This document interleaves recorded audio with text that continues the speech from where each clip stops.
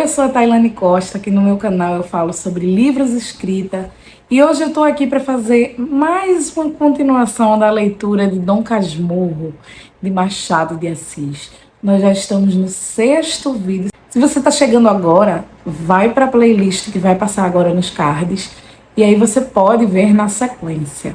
Hoje nós começaremos do capítulo 15 e iremos até o capítulo 17. E em breve, quando a playlist estiver completa, você vai poder ouvir de uma vez, assim como um audiolivro.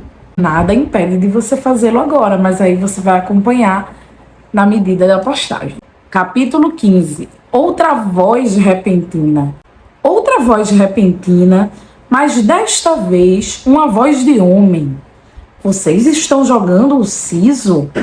Era o pai de Capitu, que estava à porta dos fundos, ao pé da mulher. Soltamos as mãos depressa e ficamos atrapalhados. Capitu foi ao muro e, com o prego, disfarçadamente, apagou os nossos nomes escritos. Capitu, papai! Não estragues o reboco do muro. Capitu riscava sobre o riscado para apagar bem o escrito. Pádua saiu ao quintal a ver o que era, mas já a filha tinha começado outra coisa, um perfil que disse ser o retrato dele, e tanto podia ser dele quanto da mãe. Fê-lo rir era o essencial. De resto, ele chegou sem cólera, todo meigo, apesar do gesto duvidoso, o menos que duvidoso em que nos apanhou. Era um homem baixo, grosso, pernas e braços curtos, costas abauladas, donde lhe veio a alcunha de tartaruga, que José Dias lhe pôs. Ninguém lhe chamava assim lá em casa, era só o agregado. Vocês estavam jogando siso? Perguntou. Olhei para um pé de sabugueiro que ficava perto. Capitu respondeu por ambos. Estávamos sim, senhor, mas Bentinho ri logo, não aguenta. Quando eu cheguei à porta, não ria. Já tinha rido outras vezes. Não pode. Papai quer ver? E séria, fitou em mim os olhos, convidando-me ao jogo. O susto é naturalmente sério. Eu estava ainda sob a ação do que trouxe a entrada de Pádua e não fui capaz de rir, por mais que devesse fazê-lo, para legitimar a resposta de Capitu. Esta, cansada de esperar, desviou o rosto, dizendo que eu não ria daquela vez por estar ao pé do pai. E nem assim ri. Há coisas que só se aprendem tarde. É mister nascer com elas para fazê-las cedo. É melhor naturalmente cedo que artificialmente tarde. Capitu, após 2 voltas, foi ter com a mãe, que continuava à porta da casa, deixando-nos a mim e ao pai encantados dela. O pai, olhando para ela e para mim, dizia-me, cheio de ternura: quem dirá que esta pequena tem 14 anos? Parecem 17. Mamãe está boa? Continuou, voltando-se inteiramente para mim. Está. Há muitos dias que não a vejo. Estou com vontade de dar um capote ao doutor, mas não tenho podido. Ando com trabalhos da repartição em casa, escrevo todas as noites, que é um desespero, negócio de relatório. Você já viu o meu gaturamo? Está ali no fundo. E agora mesmo buscar a gaiola. Onde ver?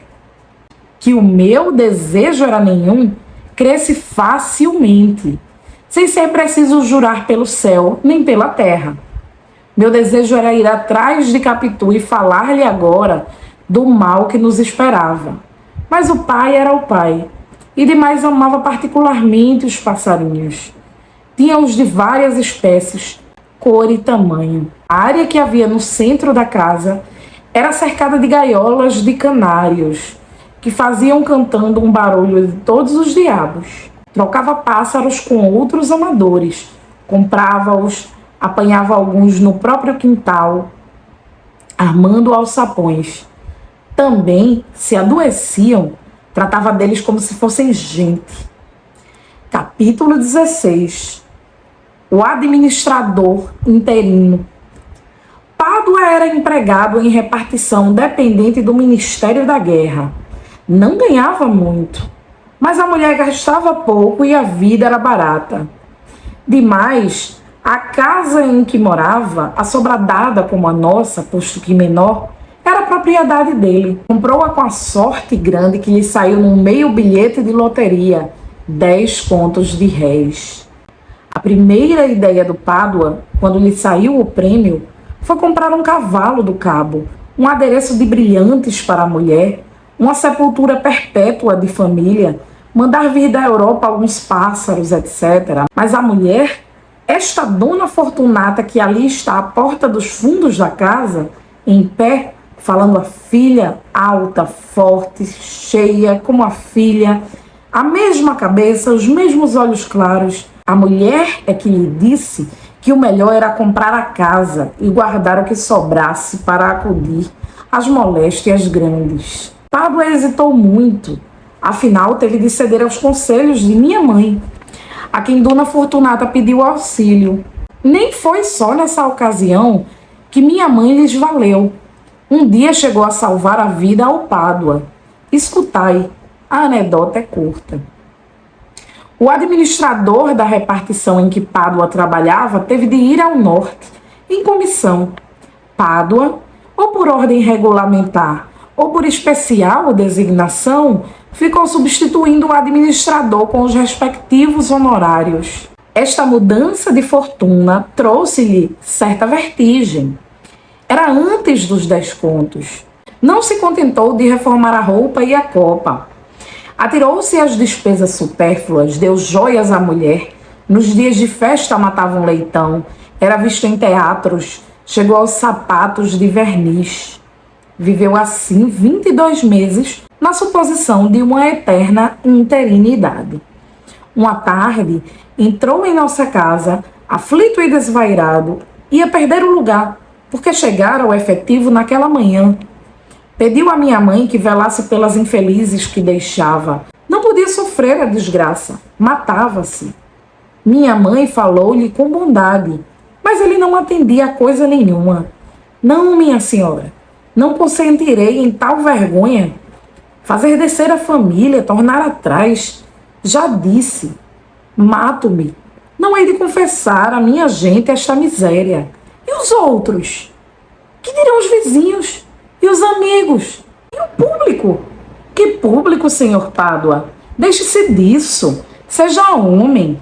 Lembre-se que sua mulher não tem outra pessoa. E que há de fazer? Pois um homem, seja homem, ande. Pádua enxugou os olhos e foi para casa, onde viveu prostrado alguns dias, mudo, fechado na alcova, ou então no quintal, ao pé do poço, como se a ideia da morte teimasse nele.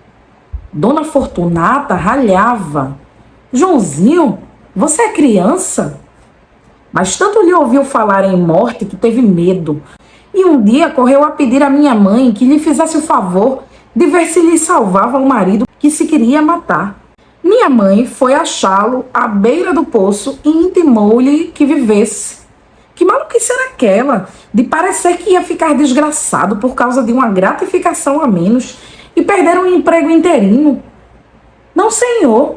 Devia ser homem, pai de família, imitar a mulher e a filha. Pádua obedeceu. Confessou que acharia forças para cumprir a vontade de minha mãe. Vontade minha não, obrigação sua.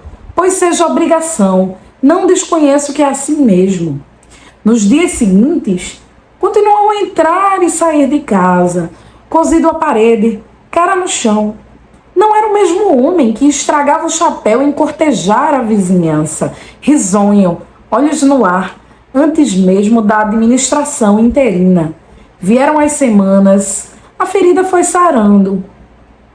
Pádua começou a interessar-se pelos negócios domésticos, a cuidar dos passarinhos, a dormir tranquilo às noites e às tardes, a conversar e dar notícias da rua. A serenidade regressou. Atrás dela veio a alegria, um domingo, na figura de 2 amigos que iam jogar ao solo, atentos. Já ele ria, Já brincava, tinha o ar do costume. A ferida sarou de todo. Com o tempo, veio um fenômeno interessante. Pádua começou a falar da administração interina, não somente sem as saudades dos honorários, nem o vexame da perda, mas até com desvanecimento e orgulho. A administração ficou sendo a égira, donde ele contava para diante e para trás. No tempo em que eu era administrador, ou então, sim, lembra-me, foi antes da minha administração, ou uns 2 meses antes. Ora, espere, a minha administração começou, é isto, 1 mês e meio antes. Foi 1 mês e meio antes, não foi mais. Ou ainda, justamente, havia já 6 meses que eu administrava. Tal é o sabor póstumo das glórias interinas. José Dias bradava que era a vaidade sobrevivente, mas o padre Cabral, que levava tudo para a escritura, dizia que com o vizinho Pádua se dava a lição de Elifas a Jó. Não desprezes a correção do Senhor. Ele fere e cura. Capítulo 17. Os vermes. Ele fere e cura. Quando, mais tarde, vinha a saber que a lança de Aquiles também curou uma ferida que fez, tive tais ou quais veleidades de escrever uma dissertação a este propósito. Cheguei a pegar em livros velhos, livros mortos, livros enterrados, a abri-los, a compará-los, catando o texto e o sentido, para achar a origem comum do oráculo pagão. Para achar a origem comum do oráculo pagão e do pensamento israelita. Catei os próprios vermes dos livros, para que me dissessem o que havia nos textos roídos por eles. Meu senhor, respondeu-me um longo verme gordo, nós não sabemos absolutamente nada nos textos que roemos, nem escolhemos o que roemos, nem amamos ou detestamos o que roemos. Nós roemos. Não lhe arranquei mais nada. Os outros todos, como se houvessem passado palavra, repetiam a mesma cantilena. Talvez esse discreto silêncio sobre os textos roídos fosse ainda um modo de roer o ruído. Esses foram os 3 capítulos de hoje. A leitura fica cada vez melhor, ao meu ver. Essa para mim é uma releitura. Para você, me diz aqui embaixo, é a primeira vez que você está tendo contato com Dom Casmurro? Se você achar melhor, você pode pegar o livro e ler enquanto você acompanha esse audiobook. Eu estou gostando muito de fazer esse projeto, especialmente porque ele está me fazendo reler Dom Casmurro anos depois da experiência de ler pela primeira vez. Eu tenho 34 anos e da primeira vez que eu li, eu estava no ensino médio, então muita coisa se passou. Enquanto leitor eu amadureci muito. E esse é um livro que ele não só não envelhece, como ele vai descortinando mais coisas à medida que a gente vai amadurecendo enquanto leitor. É um livro que nunca deixa de ser interessante. Eu espero que vocês tenham gostado desse vídeo. Não deixe de curtir, de se inscrever aqui no canal, de compartilhar esse vídeo para alguém que você sabe que vai gostar. Tchau, um beijo enorme e até o próximo vídeo.